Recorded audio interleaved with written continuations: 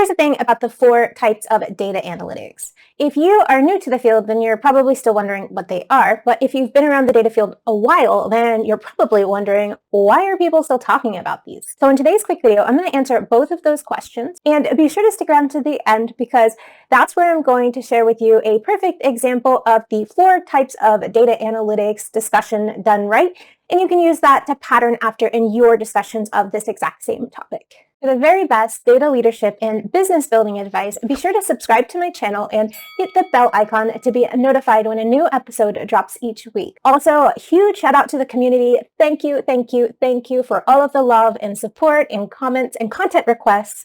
It keeps me going, it keeps me inspired, and it really helps this channel grow, so thank you, and please keep them coming. Now, if you're new around here, then let me say hi. I'm Lillian Pierson, and I support data professionals to becoming world-class data leaders and entrepreneurs. In terms of why I'm actually talking about this topic now, I'm in the process of updating, or actually rewriting, my book, Data Science for Dummies, so of course the 4 types of data analytics discussion needed to get weaved in there somehow. By the way, we have a launch party coming up for the 3rd edition release. That's going to be happening in September. If you'd like to be part of the party, then I've left a link in the description below where you can sign up and RSVP. I've been a full-time data professional since 2012 and been running my own data business for 8 of those years. And so I've seen this conversation floating around for year after year after year, going on decade. So if you're new to the industry, then I want to share with you what are the 4 types of data analytics. But if you've been around a while, I want to share with you an insider perspective on how you can use that same topic idea or that same bit of education with your community, but create the context it needs to actually make that conversation meaningful instead of just a rehash of what the same thing everyone else has been saying for the last 10 years. I'm going to be real with you though. I'm not going to spend a lot of time defining what are the 4 types of data analytics, just because it's been done so much by everyone across industry that it's not the important part of this discussion, but I will cover those. So let's get to it. The primary, most basic type of data analytic is descriptive analytics. They show you what happened in the past. So they're based on historical data, and it's looking at the past and just describing in a quantitative sense what happened, when, how many, or where. Now, this is the most basic type of data analytic, and in terms of what types of deliverables associated with descriptive analytics, those would be something like ad hoc reports or even canned reports if you're continually creating the same type of descriptive analytic report. Moving on to the next level of data analytics. So here we're talking about diagnostic analytics. So what this is basically just looking at the descriptive analytics on things that happened in the past and trying to diagnose why they happen that way. These are commonly used in both engineering and the sciences, and they basically answer the question, why did this thing happen, and how will we know if it happens again? Diagnostic analytics are perfect for diagnosing problems in processes or subcomponents of processes. I would love to hear from you about your experience working with any of the 4 types of data analytics, so let me know in the comments below, and I promise I will reply back. Moving on to the 3rd type of data analytic, that is predictive analytic. And so what these analytics are communicating is what the data analyst thinks will happen in the future if present circumstances do not change. So if all things stay the same, what's going to happen in the future? It's a predictive analytic. So this one, as opposed to the previous 2, this is forward-looking. But it's not a sophisticated prediction like a data scientist would create with machine learning models, but it's more of based on like correlation analysis. These types of predictive analytics are built on top of both historical and present data sets, and they simply use mathematical and statistical methods in order to predict future events and trends. Lastly, we have prescriptive analytics. These are the domain of the data scientist, and they essentially say what is going to happen in the future if we take this prescribed course of action. Usually, prescriptive analytics are built on top of a whole series of random testing, experimentation, and optimization. And of course, prescriptive analytics being at the top of the stairway or the top of the analytics, 4 type of analytics chart, they do generally depend on sophisticated machine learning modeling. Now, the main thing you need to come away with from this discussion on the 4 types of data analytics is that you cannot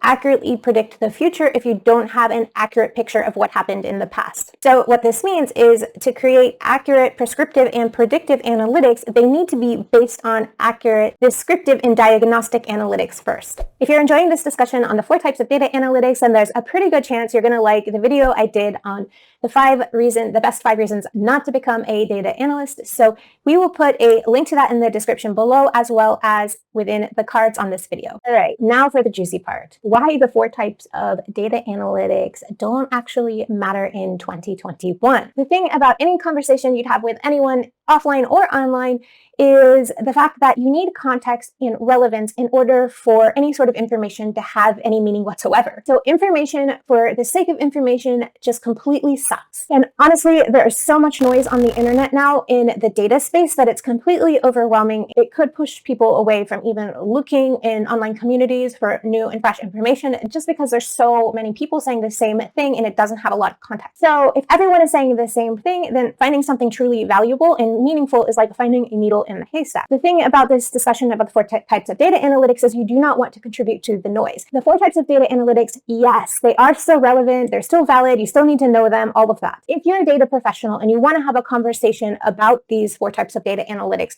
you've got to bake in the why into that conversation. What you don't want to do is repeat the same generic thing that you've heard other people saying or that you've read from a book just because it's not novel, it's not new, so it doesn't really need to be said again. Not only does that contribute to the noise problem within the data community on the internet, but also it's a waste of your precious time. And really, your time is the most valuable asset you have. So when you take the time to share something online, just make sure that it's actually meaningful and helpful to your intended audience. So now it's for the good stuff. I want to share with you a few examples of the types of data analytics discussion done right. And when I say that, I mean that these conversations are done in a meaningful way with lots of context and lots of purpose. So it's not just a rehashing of the same information, but it helps you apply that information to actually get some sort of result in your career or in your data business if you're an entrepreneur. So first, let's look at my buddy Ken's here video on the 4 types of sports analytics projects. What I love about this video is it talks about the types of analytics, but it does it in the context of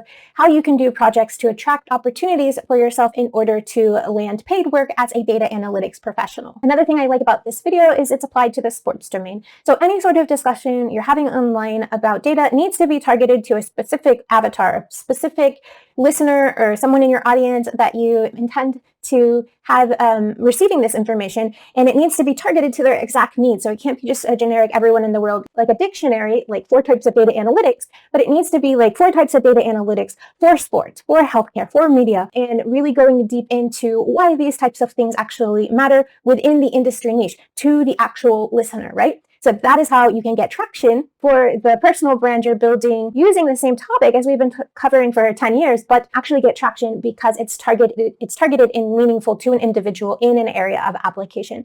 And Ken does this really, really well in his sports analytics projects video. If you want to check that video out, I will leave a link to it in the description below. Now, another cool example I found was by a company called Retalon. Retalon is an award-winning service provider of predictive analytics for retail companies. They do AI solutions for supply chain planning, merchandising, inventory management, pricing optimization, and they really take a transformational approach to analytics in the retail sector. So how are they using this conversation to get traction for their business? Well, they're targeting it and they're narrowing it down to their ideal client. So in the case of a retail client, they have taken the 4 types of data analytics and narrowed it down to a very specific discussion on how it actually impacts the fashion industry. And guess what? They are reaping the benefits of that specificity by enjoying a nice high ranking in Google search when it comes to analytics in the fashion industry. That in turn is bringing them new clients for their fashion and retail analytics business. Now, this is really the how and the why that it makes sense to talk about the 4 types of data analytics in 2021. And it's simply because the data field is pretty darn mature compared to what it was 10 years ago. And so we need to keep maturing and progressing and evolving in our conversations about data analytics, about data science, and how to use these superpowers to make the world a better place. Or if you're an employee, of course, that would be to make more profits for your company. And hopefully their mission is to make the world a better place. Now we've got to the end of this video. You can see that this video really isn't about the 4 types of data analytics at all. It's about having meaningful, relevant conversations about analytics and data science that actually have an impact to the people who are involved. Even this video itself was meant to add value in terms of helping other data professionals get their message out to the world and get more traction in their career by being more specific and more contextual with their communications. Ta-da! Now, if you've enjoyed this meta discussion on the 4 types of data analytics, then I'm pretty sure you're going to love my Data Superhero quiz, which is a fun, fast 45-second quiz that helps you uncover the ideal role for you in the data profession, given your personality, skill sets, and passions. We'll leave a link to it in the description below. Also, I'd like to invite you to our Facebook group called Becoming World-Class Data Leaders and Entrepreneurs. I would love to see you in there. There is a link to that in the description below as well. Then be sure to show it some love by giving it a thumbs up and tell me in the comments below what area of the data field are you working. Also, be sure to subscribe to my channel so you'll be first to know when the next episode drops.